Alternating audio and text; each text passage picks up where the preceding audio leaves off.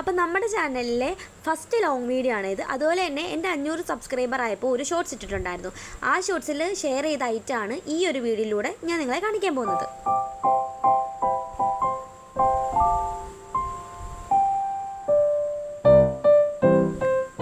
അപ്പോൾ നേരെ നമുക്ക് വീഡിയോയിലോട്ട് പോകാം. അപ്പോൾ ഇതിന് ഞാൻ എടുത്തേക്കുന്ന ക്യാരറ്റ്, സവാള, തക്കാളി ഈ വക ഐറ്റങ്ങളാണ്. നിങ്ങൾക്ക് ഇഷ്ടപ്പെട്ട ഏത് വെജിറ്റബിൾ വേണമെങ്കിലും ഇതിൻ്റെ കൂടെ ആഡ് ചെയ്യാം. ഞാനിത് കഴിക്കുന്നത് കൊണ്ടാണ് ഞാൻ ഇത്രയും മാത്രമേ എടുത്തിട്ടുള്ളൂ. അത് കഴിഞ്ഞിട്ട് ഇതിനകത്ത് മെയിൻ വേണ്ടത് ചിക്കനാണ്. ചിക്കനും നിങ്ങളുടെ ആവശ്യത്തിനനുസരിച്ച് എടുക്കുക. ഞാൻ 3 പേർക്ക് വേണ്ടി മാത്രം ഉണ്ടാക്കുന്നത് കൊണ്ട് കുറച്ച് ചിക്കൻ പീസേ എടുത്തിട്ടുള്ളൂ. അപ്പോൾ ഈ ഒരു ചിക്കനെല്ലാം നല്ല മുളക് പൊടിയും മഞ്ഞൾപ്പൊടിയും ഉപ്പും ഒക്കെ ഇട്ട് കുറച്ച് നേരം മിക്സ് ചെയ്ത് റസ്റ്റ് ചെയ്യാൻ വെച്ച സാധനമാണ്. അടുത്ത തട്ടിൽ ഞാൻ വെച്ചേക്കുന്നത് കുറച്ച് വെളുത്തുള്ളിയാണ്. നിങ്ങളുടെ ആവശ്യത്തിനനുസരിച്ചുള്ള വെളുത്തുള്ളി എന്തായാലും എടുക്കണേ. പിന്നെ നമുക്ക് വേണ്ടതാണ് വറ്റൽമുളക്. അതും നിങ്ങളുടെ ആവശ്യത്തിന് എടുക്കുക, നിങ്ങളുടെ എരിവിനനുസരിച്ച് എടുക്കുക. പിന്നെയുള്ള ഐറ്റമാണ് മുട്ട ഞാനിവിടെ 2 എടുത്തിട്ടുള്ളൂ. കാരണം ഞങ്ങൾക്ക് 3 പേർക്കും കഴിക്കാൻ എന്തായാലും ഇത് മതിയാകും. അപ്പോൾ മുട്ട ഞാൻ എൻ്റെ ആവശ്യത്തിനനുസരിച്ച് എടുത്തിട്ടുള്ളൂ. അതിൻ്റെ അകത്തോട്ട് നിങ്ങൾ ഉപ്പിടാൻ വേണ്ടിയിട്ട് മറക്കരുത്. ഇല്ലെങ്കിൽ വെന്ത് കഴിയുമ്പം അറിയാമല്ലോ ഉപ്പിട്ടില്ലെങ്കിൽ എങ്ങനെ ഇരിക്കുകയാണ്. അതുകൊണ്ട് നിങ്ങൾ ആവശ്യത്തിന് വേണ്ടിയിട്ടുള്ള ഉപ്പ് ഇട്ട് അടച്ചു വെച്ച് വേവിക്കുക.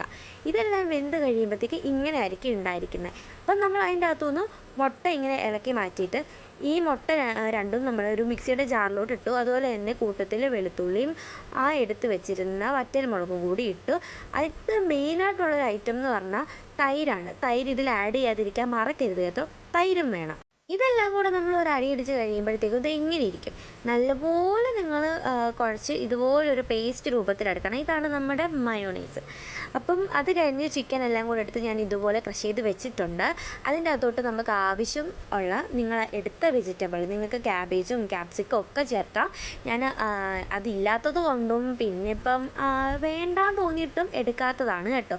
അപ്പോൾ ഇത്രയും സാധനങ്ങൾ ആദ്യം നല്ല രീതിക്കൊന്ന് മിക്സാക്കി വെച്ചതിന് ശേഷം അതിൻ്റെ അകത്തോട്ട് നമ്മൾ ഉണ്ടാക്കി വെച്ചിരിക്കുന്ന ആ ഒരു മയോണൈസും കൂടി ഇടണം.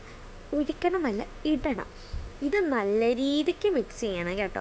നല്ല രീതിക്ക് മിക്സ് ചെയ്യണം. കാരണം നമ്മൾ ഇങ്ങനെ ഇപ്പം ഞാൻ ഈ കാണിക്കുന്ന പോലെ ഇളക്കിയാലൊന്നും പെട്ടെന്നൊന്നും ഇതാകത്തില്ല. നല്ല രീതിക്ക് മിക്സ് ചെയ്യണം. കുറച്ച് അധികം നേരം ഇത് മിക്സ് ചെയ്യുമ്പോഴത്തേക്കും നല്ലതായിട്ട് വരും. നമുക്ക് ആദ്യം കാണുമ്പോൾ അയ്യോ ഇത് കുറവാണല്ലോ തോന്നിപ്പോവും. പക്ഷേ മിക്സ് ചെയ്യുമ്പം കറക്റ്റ് ആവശ്യത്തിനായിട്ടുള്ള എല്ലാം അതിൻ്റെ അകത്ത് തന്നെ ഉണ്ട് കേട്ടോ. പിന്നെ അത് കഴിഞ്ഞ് നമ്മളൊരു ബ്രെഡ് എടുത്തിട്ടുണ്ടായിരുന്നു. ഈ ബ്രെഡ് ഒന്ന് ടോസ്റ്റ് ചെയ്തെടുക്കുന്നത് എന്തുകൊണ്ട് നല്ലതായിരിക്കുമേ. ഞാൻ ടോസ്റ്റ് ചെയ്യാതെ എടുത്തതിൻ്റെ കാരണം എന്ന് പറഞ്ഞാൽ ഇവിടുത്തെ ലൈറ്റ് പോയി കഴിഞ്ഞാൽ എനിക്ക് വീഡിയോ എടുക്കാൻ പറ്റത്തില്ലായിരുന്നു. ഞാനിത് ഒരു വൈകുന്നേരമാണ് ഇത് ഉണ്ടാക്കിക്കൊണ്ടിരിക്കുന്നത്. അപ്പം ഞാൻ ടോസ്റ്റ് ചെയ്യാണ്ട് തന്നെ ബ്രെഡിൽ വെച്ച് വന്നിട്ടും നല്ല ടേസ്റ്റ് ഉണ്ടായിരുന്നു. മോശം പറയാനൊന്നും പറ്റത്തില്ല.